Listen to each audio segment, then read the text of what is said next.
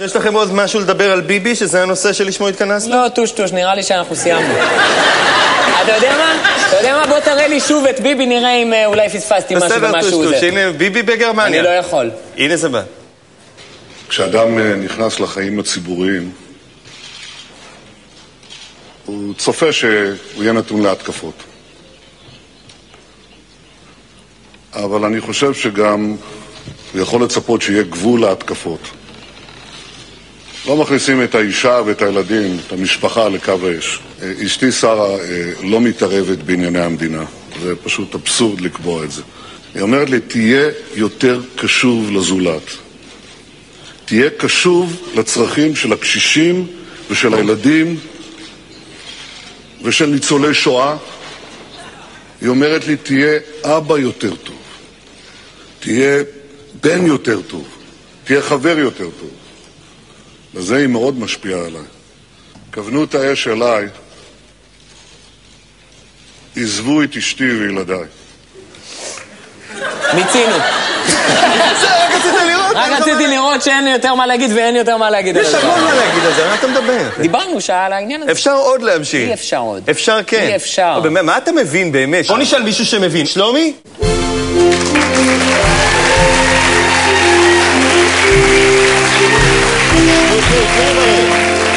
שלומי, יש מה להגיד עוד על הנאום של ביבי? אין מה להגיד על זה, אבל מאוד חשוב לשיר את זה. אוקיי.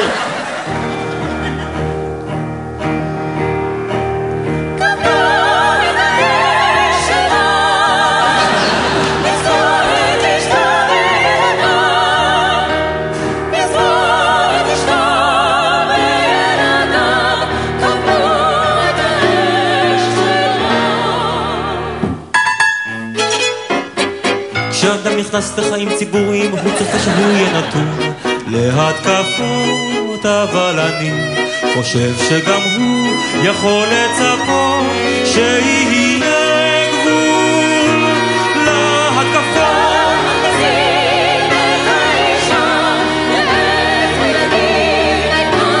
כוונו את האש אליי, עזבו את אשתי וילדיי, עזבו את אשתי וילדיי, כוונו את האש אליי. אשתי שרה לא מתערבת בענייני מדינה, זה פשוט אבסורד לקבוע את זה. היא אומרת לי, תהיה יותר קשוב לזולת, קשוב לצרכים של הקשישים ושל הילדים ושל ניצולי השואה. היא אומרת לי, תהיה אבא, תהיה בן, תהיה חבר יותר טוב. בזה היא מאוד משפיעה עליי.